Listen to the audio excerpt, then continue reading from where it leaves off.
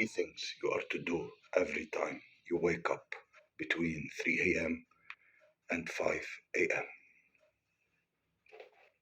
And allow me to talk why you're waking up between 3 and 5 a.m. before I give you three things that you have to do between when you wake from 3 to 5. That's why I believe the more you know, the more you function. The less you know, the less you function. Waking up between 3 a.m., 5 a.m. is not by mistake. It's crossed the line of the natural. You're not waking up to go to the restroom or to release anything. Stop being logical over spiritual things. It's because you are chosen. You are waking up between 3 a.m. and 5 a.m. because you are chosen. You need to understand that we have 8 prayer watches, I believe, every 24-hour a day. 4 for the day, 4 for the night. And the watch between 3 a.m. and 5 a.m. is known as the last watch over the night. Those also known as the last lap of the last race, early morning watch. And of course, watchmen during that watch and known as the chosen ones. And that because in the spirit, this hour, this watch is known as the hour of visitation. Not any visitation, but divine visitation, supernatural encounters. And during of the hour, people will have a divine revelations, just like a Jacob and that wrestled with the angel of the Lord. But you have to hear the angel of Genesis 32:24 saying, "Let me go because the day is about to break." So he had to encounter that change only in his life, but change in the lives of his children and the entire generation because of an encounter that he had in a certain watch. And this is the watch that we are talking about today, that Jesus walked on the water because he believed it was between 3 a.m. and 5 a.m. And I can go on that. Let's move forward between 3 and 5, and it's also known as the hour of the blessing. The hour of blessing. It's time to rise and shine according to Isaiah 60:1.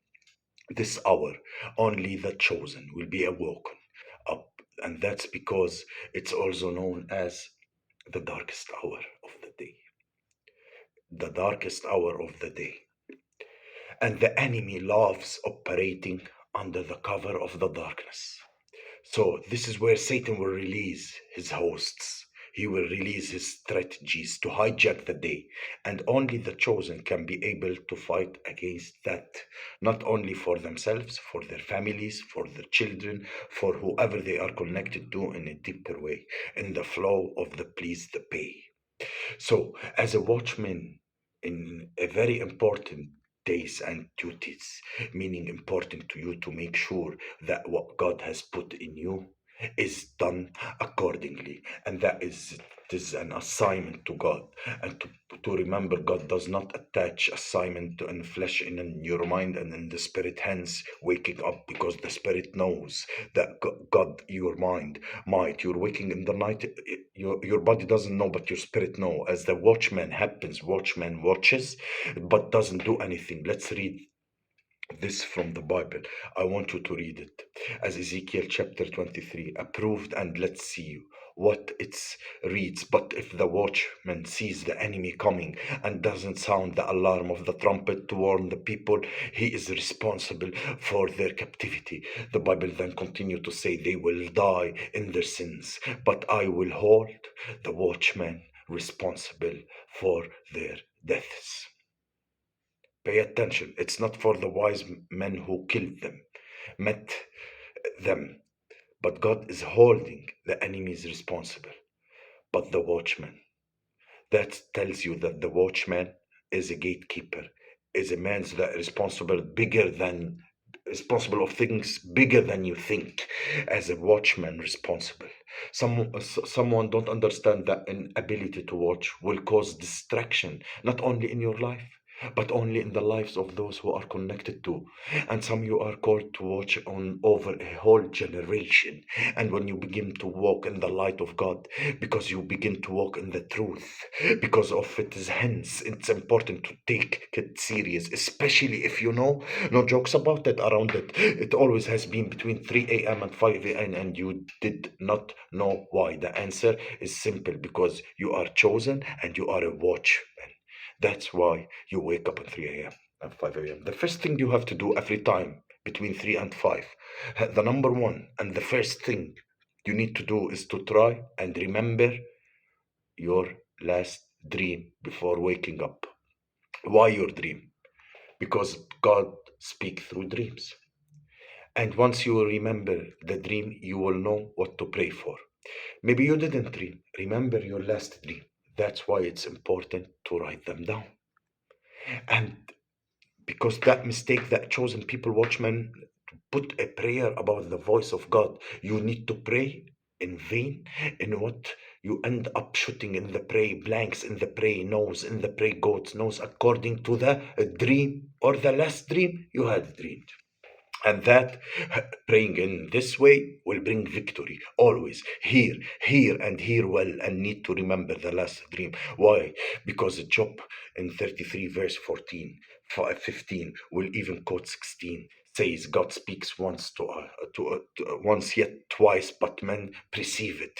And not verses 15 says in a dream or in a vision night, when deep sleep upon the men. Verses 16 says who God opens the ears of men and seal their instruction for the day. It means yani, every time you wakes up from a dream, one wakes up from a dream or from their sleep, already have the instruction of the day. Can you believe that? Can you believe that? You have instruction of the day. Hence, it's important for you not to ignore your dreams. It's important for you not to take for granted your dreams, because God speaks through dreams. So the moment you remember the dream, and you know that there's people are saying, I don't understand the dream. That because our dreams are symbolic. Not all dreams are created. Some dreams are spiritual. Some dreams are spiritual. Some dreams are prophetic dreams. Some dreams are opinion.